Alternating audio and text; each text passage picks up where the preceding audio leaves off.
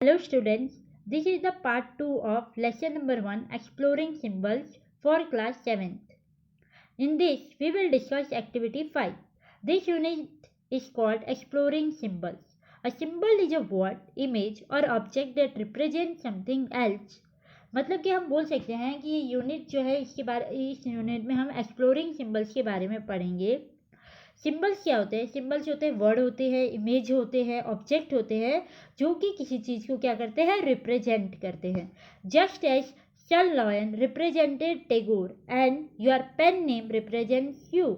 जैसे कि हम बोल सकते हैं, हमने जैसे कि पहले ही रविंद्रनाथ टैगोर के बारे में पढ़ा, उनके जो इंट्रोडक्शन था वो जब हमने पढ़ा तब हमने देखा कि उन्होंने जब अपनी पहली जो पोएम जब पब्लिश की थी तो उसमें उन्होंने अपना पेन नेम दिया हुआ था सन lion.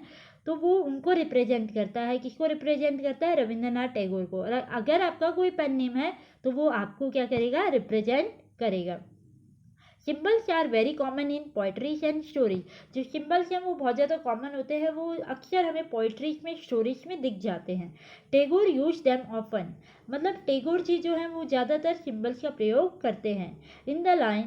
In the line, where the clear streams of region has not lost its way into the dreary deserts, sand of dead habits. इसमें क्या बोला गया है? जैसे कि हमने अभी in the previous in part 1 we have already discuss about this poem. इसमें जो dreary deserts of dead habits है उसके बारे में हमने डिस्कस किया था, उसी से रिलेटेड यहाँ पे बोला गया है। Tagore tell us that reason is a stream, कि रीजन को जो पोएट ने किसके साथ कंपेयर किया था? स्ट्रीम के साथ किया था। तो रीजन क्या है? सिंबल है। किसका सिंबल है? स्ट्रीम का सिंबल है। Tagore thinks of reason as if it is a stream, the stream is a symbol for reason. तो मैंने आपको ये पहले ही बताया था कि जो स्ट्रीम है वो उसको क्या बोला गया है? सिंबल रखा गया है। किसका सिंबल रखा गया है? रीजन, क्योंकि रीजन को कंपेयर किया गया है स्ट्रीम के साथ। What is another line where we see that Tagore uses a symbol in this way. और फिर आपको ये भी देखना है कि कौन सी और ऐसी लाइनें हैं जहाँ पे टैगोर ने इस प्रकार के सिंबल्स को यूज किया है। Tagore wrote India's national anthem and is very much loved. हाँ, टैगोर जी ने इंडिया का नेशनल एंथम लिखा है जो कि हम सबको बहुत पसंद आया है। There are many other symbols of India, और हमें पता है इंडिया में बहुत सारे सिंबल्स हैं। That are also loved by her people, और जो कि उनके जो चाहने वाले हैं उनको पसंद आया है। Consider the national bird, tree, game, fruit etcetera, इन सभी के क्या होते हैं बच्चों? सिंबल्स होते हैं। Think about the national emblem और फ्लैग। जैसे कि आपने देखा होगा नेशनल एम्बलम, फ्लैग, वो भी एक प्रकार का क्या है? सिंबल्स है, जो कि हमने किसके साथ डिनोट किया गया है? नेशनल एंथम के साथ। थिंक अबाउट कलर्स और animals that are beloved in India, और आपको सोचना है, ऐसे कलर्स सोचने हैं, ऐसे एनिमल्स सोचने हैं जिनको हम सिंबल्स के बतौर पे यूज कर सकते हैं इंडिया के लिए। Now activity 8, just as poems have symbols and India has symbols, stories often have symbols too. जैसे कि मतलब बोल सकते हैं कि इंडिया में बहुत सारे सिंबल्स होते हैं, पोएम्स में बहुत सारे सिंबल्स होते हैं, ऐसे ही स्टोरीज में भी सिंबल्स होते हैं। Many stories use animals as symbol. काफ़ी ऐसी स्टोरीज हैं जो एनिमल्स के प्रकार में सिंबल्स को डिनोट करती हैं। For example, many stories use the lion as a symbol of loyalty. जहाँ पे आपने देखा होगा काफ़ी ऐसी स्टोरीज है जहाँ पे लॉयन को किस सिंबल से जाना जाता है? लॉयल्टी के सिंबल से डिनोट किया जाता है। How many times have you heard that a lion is a king. आपने काफ़ी ऐसी स्टोरीज देखी होंगी जहाँ पे लॉयन को किसके सिंबल में यूज किया जाता है? किंग के सिंबल में। Different people can give the same symbol for different meaning. काफ़ी ऐसे पीपल्स हैं, लोग हैं जो एक ही सिंबल के बहुत सारे मीनिंग निकाल देते हैं। For some people cat symbolise long life. काफ़ी ऐसे लोग हैं जो ये मानते हैं कि जो कैट है वो लॉन्ग लाइफ का क्या है? सिंबल है। But other people might say black cat symbolise bad luck. बट काफ़ी ऐसे लोग भी हैं जो ब्लैक कैट को किसका सिंबल मानते हैं? बैड लक का। In many parts of India the cow is a symbol of many things.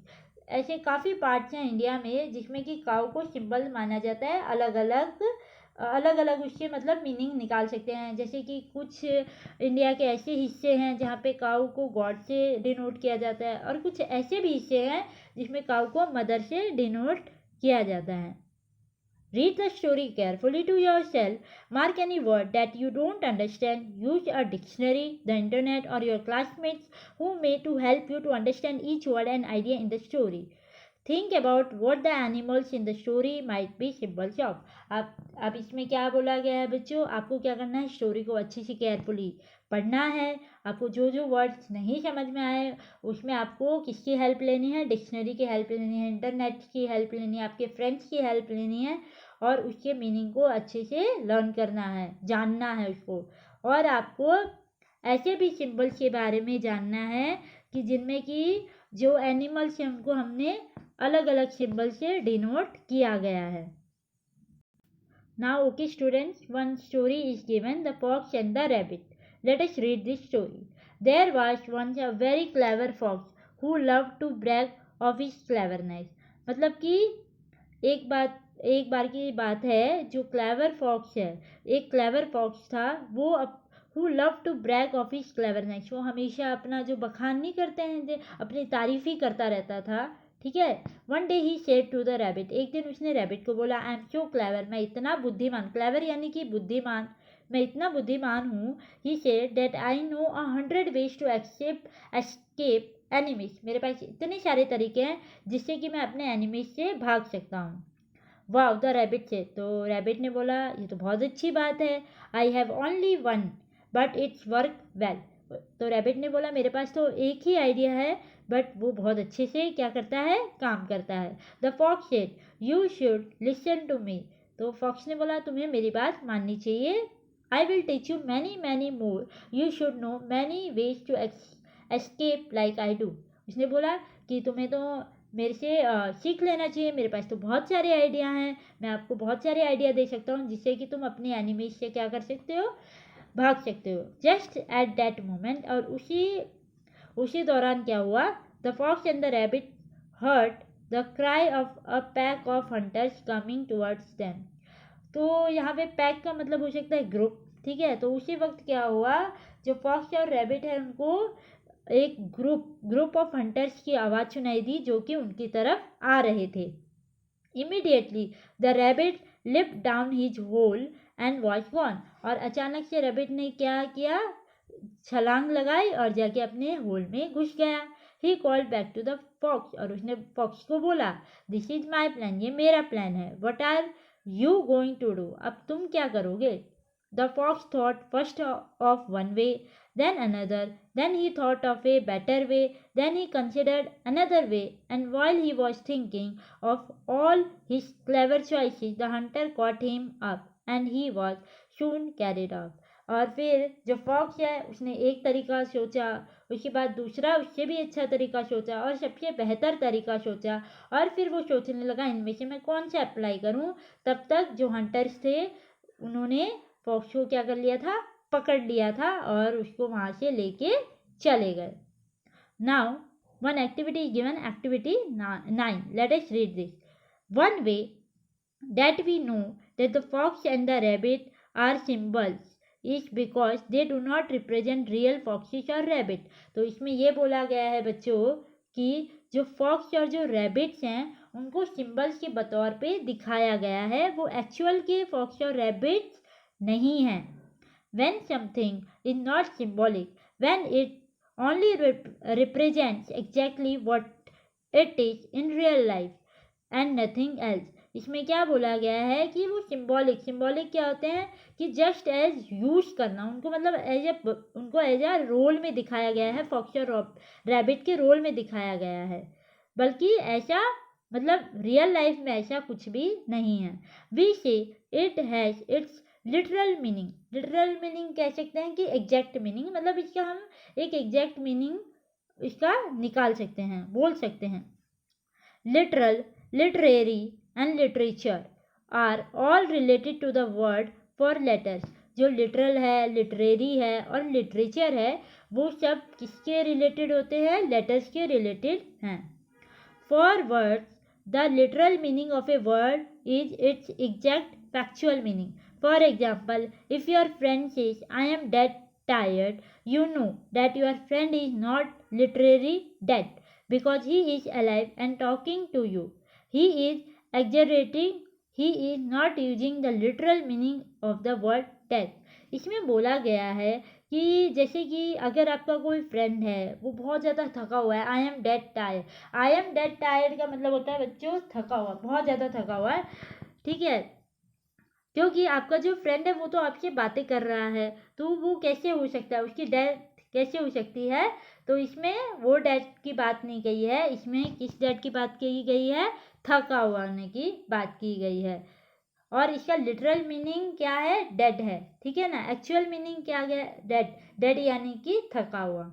We know that the fox and the rabbit story is not literally about foxes and rabbit. Real foxes and rabbit do not have conversations about cleverness. At least they don't have such conversations in English.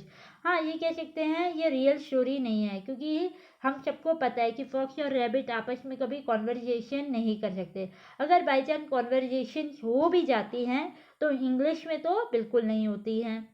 तो one way to think about the meaning of a symbolic story is to think about things in real life that are like the symbols in the story. तो ये हम कह सकते हैं कि इसको as a symbolic story के तौर पर यूज किया गया है, ठीक है। और ये जो सिम्बॉलिक है, ये जो सिम्बल्स है जैसे कि फॉक्स है, रैबिट है, तो ये आप रियल लाइफ में भी किसी को सिम्बल्स दे सकते हो। जैसे कोई आपका फ्रेंड है, ठीक है, और वो बिल्कुल मतलब फॉक्स की तरह क्लेवरनेस है, तो आप उसको फॉक्स का सिंबल दे सकते हो कि आप तो फॉक्स की तरह हो, ठीक है। और अगर आपका कोई फ्रेंड है रैबिट की तरह, यानी कि जो क्विक डिसीजन ले लेता है, 1 मिनट में डिसीजन ले लेता है, उसको आप रैबिट के नाम से भी बोल सकते हो। तो ये this are the symbols which we can use in our real life also. Of person might act the way the fox does. जैसे कि अभी मैंने आपको बताया कि अगर कोई आपके मतलब फ्रेंड्स हैं, ठीक है, अगर आपको ऐसा लगे कि वो फॉक्स की तरह है, उसका क्लेवरनेस है, वो बुद्धिमान है, तो आप उसको किसका टाइटल दे सकते हो, फॉक्स का टाइटल दे सकते हो। व्हाट काइंड ऑफ पर्सन और characteristics of a person might the rabbit represents. यानी कि और आप अगर किसी में आपको ऐसा लगे कि इसकी तो रैबिट की तरह पूरी कैरेक्टरिस्टिक्स हैं, बिल्कुल वैसे ही फीचर हैं, तो आप उसको रैबिट का टाइटल दे सकते हो। इज द रैबिट क्लेवर और फुलिश। तो आपको ये देखना है कि रैबिट क्लेवर था कि फुलिश था। इज ही ब्रेव और काउडली, क्या वो ब्रेव था या काउडली था। In real life what might behave the way the hunters do, coming in quickly and ending the conversations the way they do. और या फिर आप रियल लाइफ में किसी को हंटर्स का भी रोल दे सकते हो, जैसे कि हंटर्स आए थे अचानक से और किसको लेके गए थे, किसको लेके गए थे, फॉक्स को लेके गए थे। तो आप ऐसे ही किसी को भी दे सकते हो फॉक्स का टाइटल, जो मतलब अचानक से आके कॉन्वर्जेशन को बंद कर दें, तो उसको आप किसका टैग दे सकते हो, फॉक्स का टाइटल दे सकते हो। Discuss this ideas with a group and work together to write the paragraph. आपको ये एक एक्टिविटी दी गई है जो कि आपको किस में करनी है, ग्रुप में करनी है। Okay, our group things that the fox symbolise. आपको मतलब बताना है कि कौन फॉक्स है रियल लाइफ में, आपके हिसाब से आपके रियल लाइफ में कौन फॉक्स है, कौन रैबिट है, तो और कौन हंटर्स हैं। तो वो सब आपको इसमें लिखना है और ये ग्रुप एक्टिविटी है जो बच्चों आपको करनी है घर पर।